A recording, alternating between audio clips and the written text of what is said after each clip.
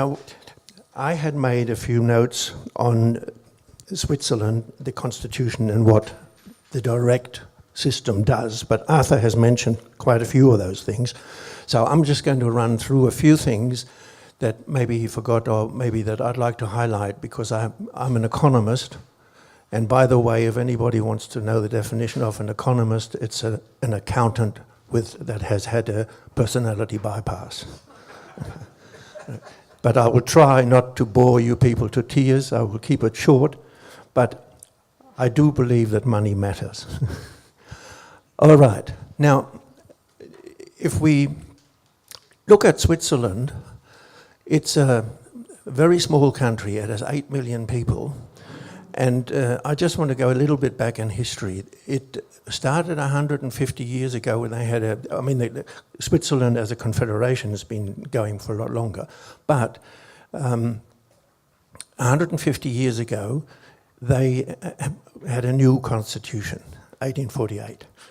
And there's 8 million people, and they make up 65% of them are German-speaking, some 15% are French-speaking, 5% are Italian-speaking, and the other remainers, they speak either German pure, or they speak another language called Romansh. Now, if you think about it, they were the poorest country in Europe 150 years ago, and today they are the richest. Not only in Europe, but in the world. They beat the Yanks hand down. Now, they must be doing something right, because they have no natural resources. So how do they do it? And what have they done that others haven't done? And that's really where I'm coming from. Well,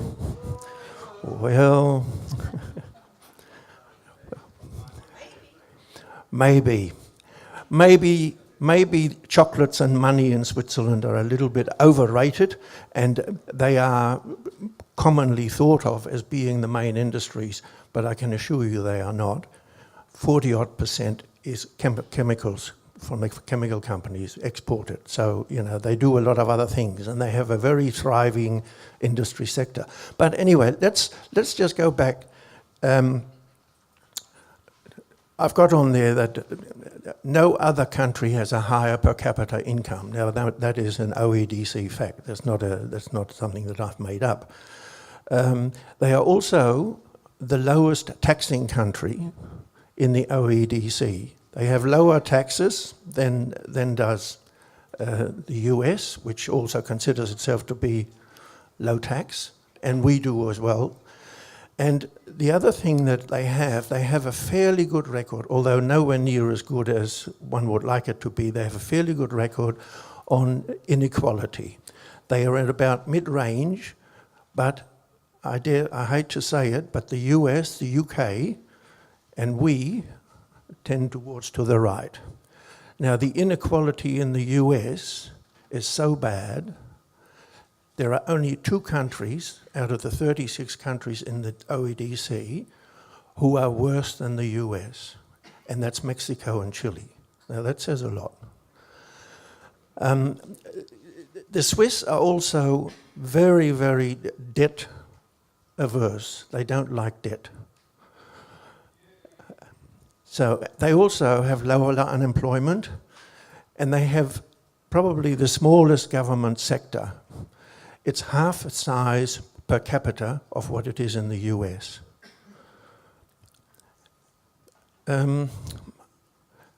We all know about the credit rating of Swiss companies, and we've heard the comments about the banks, and everybody agrees that the banks got it a bit wrong in the past, but we won't go there now because there's more to it than that.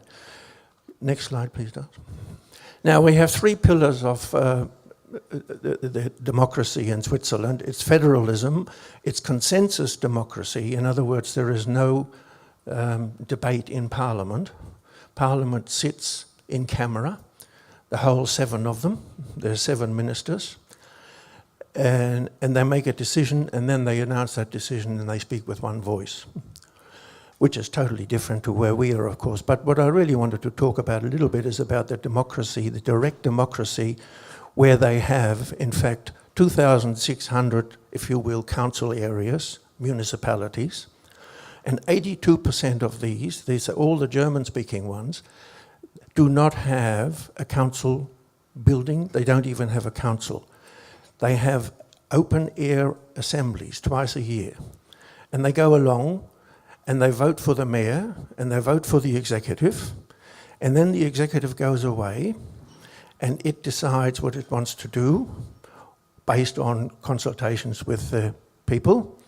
And then they'll come back 6 months later, and they have their second meeting, and they put their proposals to the assembly. The assembly can do one of three things. They can either vote it down, they can agree with it, or they can amend it. So, and they very often do. In fact, most times they do. And the other thing that is noteworthy is that there are only 18% of the Swiss councils that actually have a council building and an elected council that meets. And they are in the French-speaking and in the Italian-speaking parts. They don't believe that open-air meetings with show of hands is democratic because people can see who you vote for. Now, the Germans or the German Swiss people think that that's very democratic because if I want to vote, then I should hold up my hand and let people know where I stand on issues. Oh, there we go. Now, the interesting bit about the municipalities, about the councils, is that they have enormous powers, far more power than our state government has and far more power than the states have in the US. And so they, for instance, tax in Switzerland is raised at the council level. The councils decide what income tax you pay. And you can live in one canton and the canton next door to you can have double your tax rate. Now, they can do that. Right, but having said that, I worked in Switzerland, admittedly some years ago, but the tax rate is so low, it's about 5 or 6%, right? So you don't pay tax all year. What you do is at Christmas time, you get a bill for tax, and that's half your monthly pay. But then you get a bonus, which is your 13th month's pay, so you're all right. So it's not a bad system.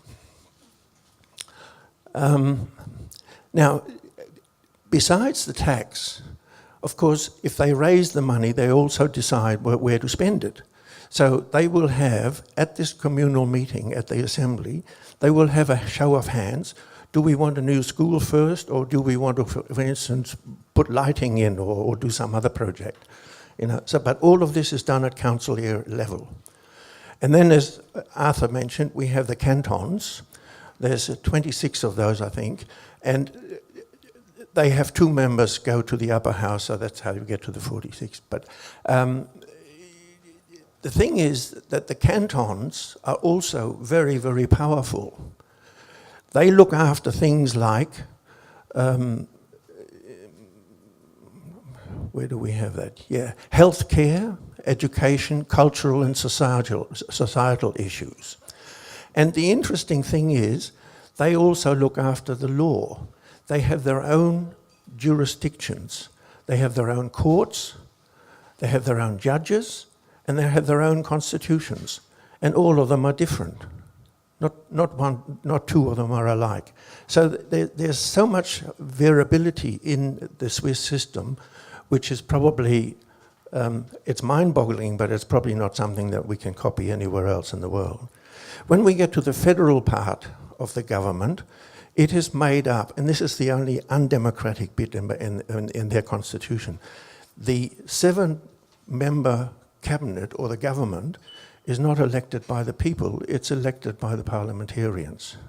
So it's a contradiction in terms, and a lot of people have a problem with it, because whilst a lot of people are given a lot of power, and the power base comes from the bottom up, but when it gets to electing the government, it's actually elected by the delegates. And then they the Prime Minister, or they don't have one, they have a Premier, a President. He rotates. It's a ceremonial job. So he rotates every year. And the other thing is, very noteworthy, they are all part-timers. There are no professional politicians in Switzerland. Whoa! And they sit for 3 weeks a time, 4 times a year. So they basically sit for 12 weeks of the year. They make all the decisions. They don't handle money. All of that's done by the bureaucrats. So there's no handout. Barnaby can't take the staff member on a duty, right? So not allowed. And the other thing is, now we're going to get a cheer for this one. In the US, politicians make up 50% of the parliament. In Switzerland, it's 6%. They don't like lawyers as politicians. We have real people with real jobs. All right, next please.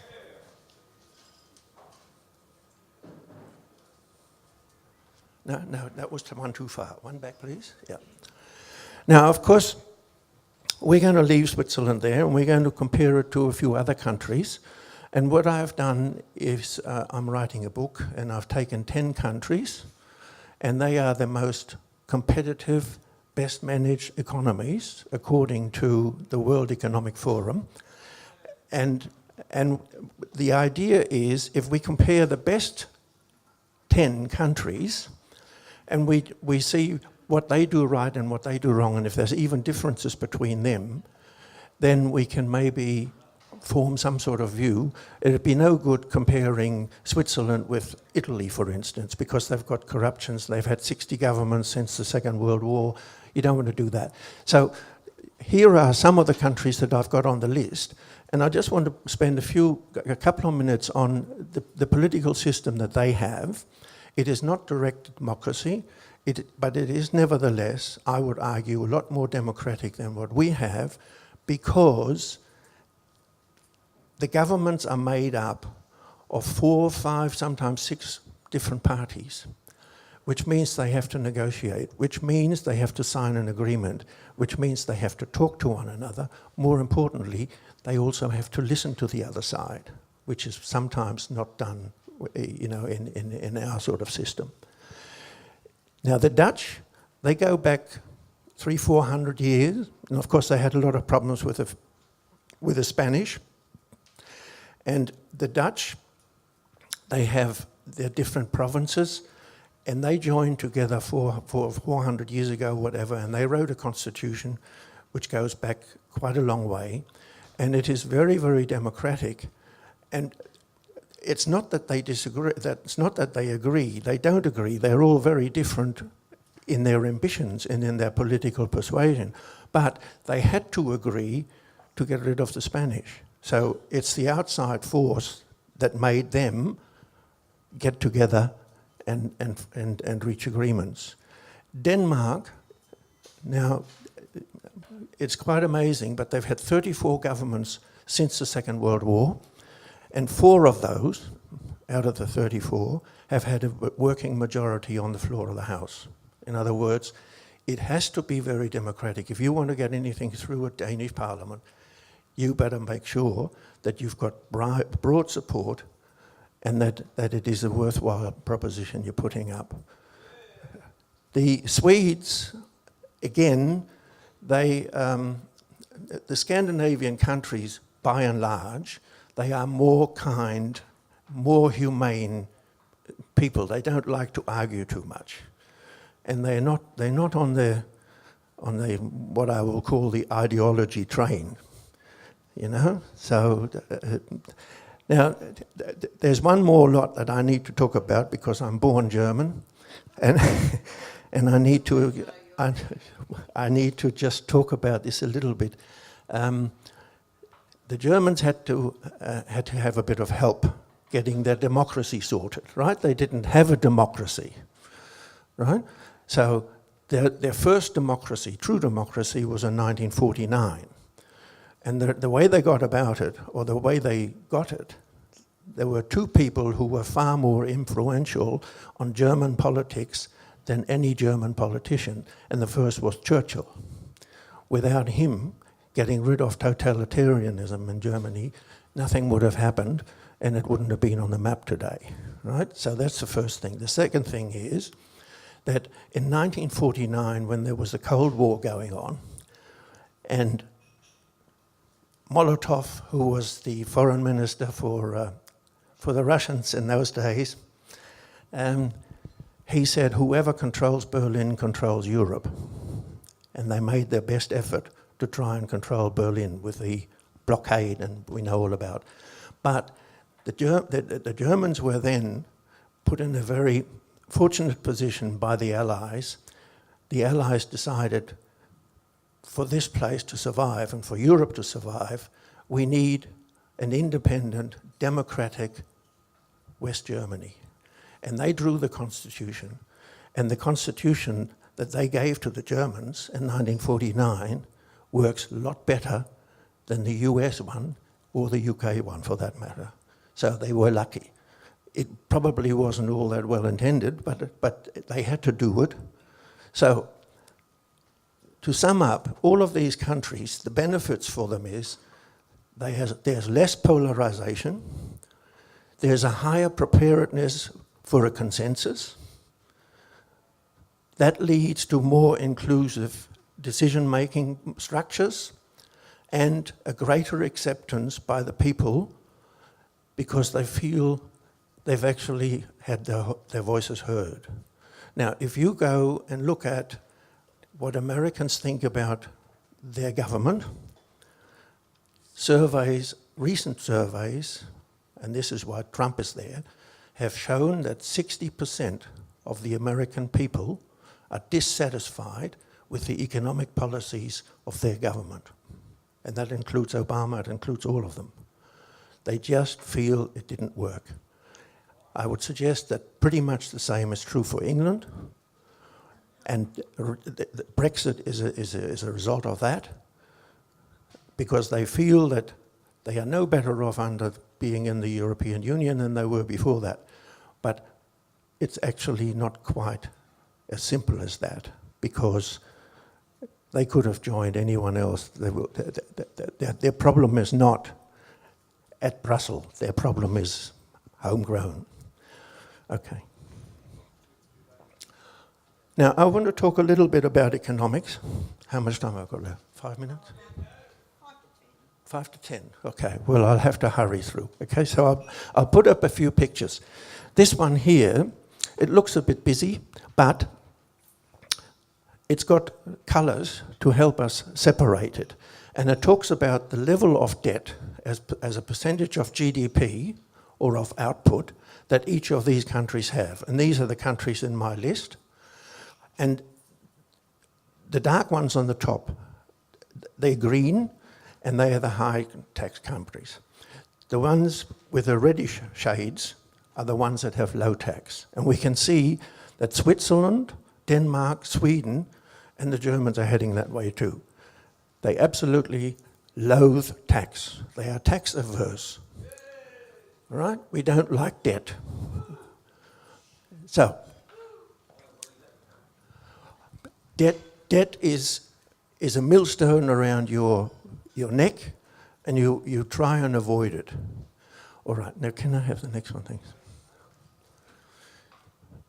Here are the 10 countries in my study. Anything on the left is good, anything on the right is not so good. So the debt in the left column, they are ranked 1 to 10. Switzerland is the lowest, Denmark, Sweden, Germany, and so we go on. We're in about the middle. When we get to the UK and the US and Japan, they're at the right-hand side. Japan has 246% of GDP, 2.5 times of its annual output in debt, right? Huge.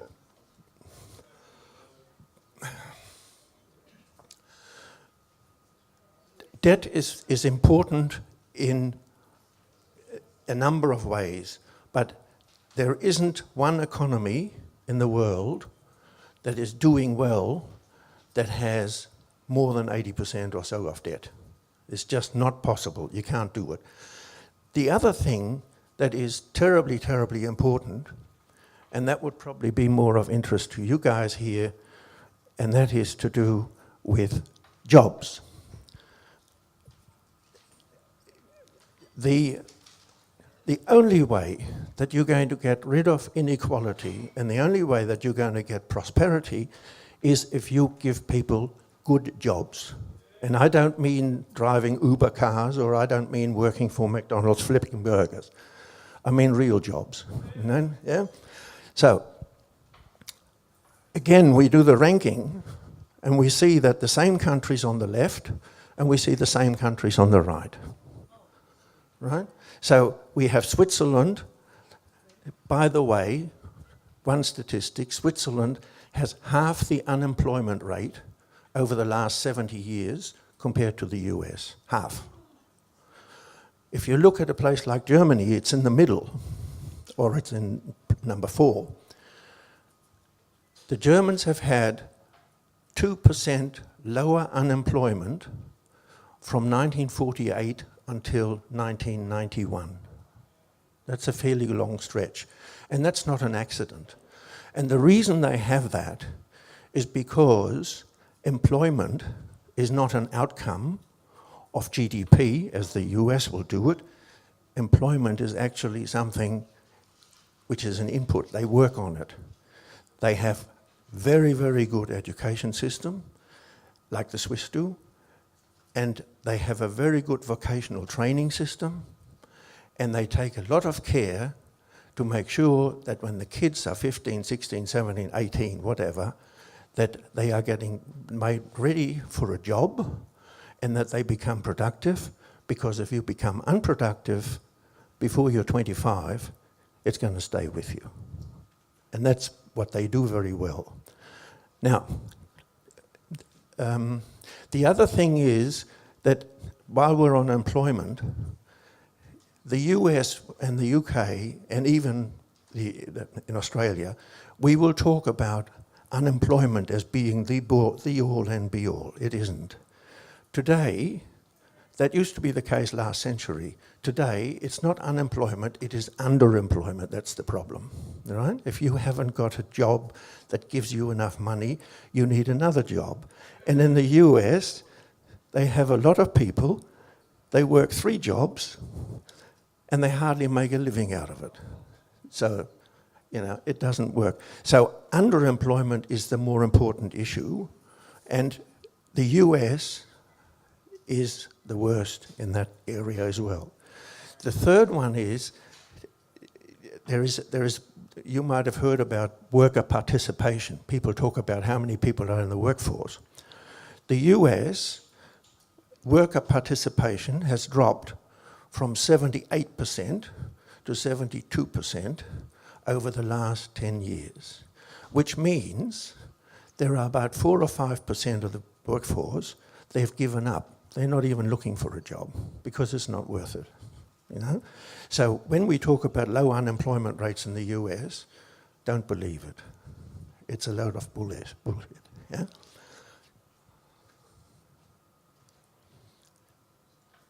This one here is the ranking on inequality. Now, the way economists measure inequality is they look at the top 10% and they look at how many are in the top 10% of the income bracket and they compare it to the middle, right? And then they have a coefficient which is run along the top.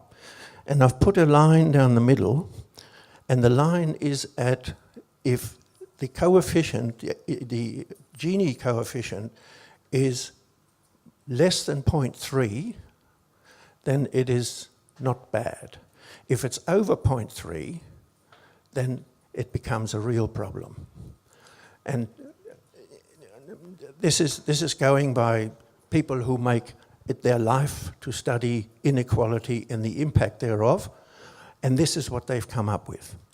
Now, the US, we talked about it earlier, has 0.39. So it's, you know, it's almost off the scale.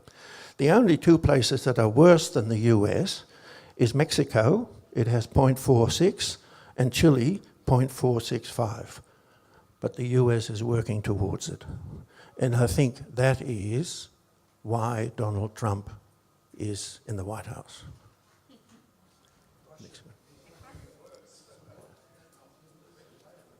Now, we have seen on the graphs that traditionally the blue graphs, which is employment, debt, and inequality, the countries that were doing very well was Switzerland, the US, Switzerland and Denmark, and the Netherlands and the Germans. Now, we look at growth. You read a lot about, oh, you know, we need growth. And the interesting thing is that the countries with the highest growth have the lowest performance rating on employment, on debt, and on equality. So, just the opposite way around. So when you hear Turnbull tell you that he is for jobs and growth, you need to ask him, which growth does he mean? Does he mean Swiss growth or does he mean US growth? And which jobs does he mean? You know, because the two are quite opposite. And I think, can I have the next picture, please? Now, this is a bit of a funny diagram, but what I'd like you to do is imagine that you've got a spider web, right? And the spider web, it's essentially a graph that looks at 4 variables at once. So it's a 4-dimensional graph, if you like, right? Now, and it goes from 0 to 10. And what it gives us is how countries have performed in terms of jobs, growth, debt, and inequality. And I've listed here the 3 best countries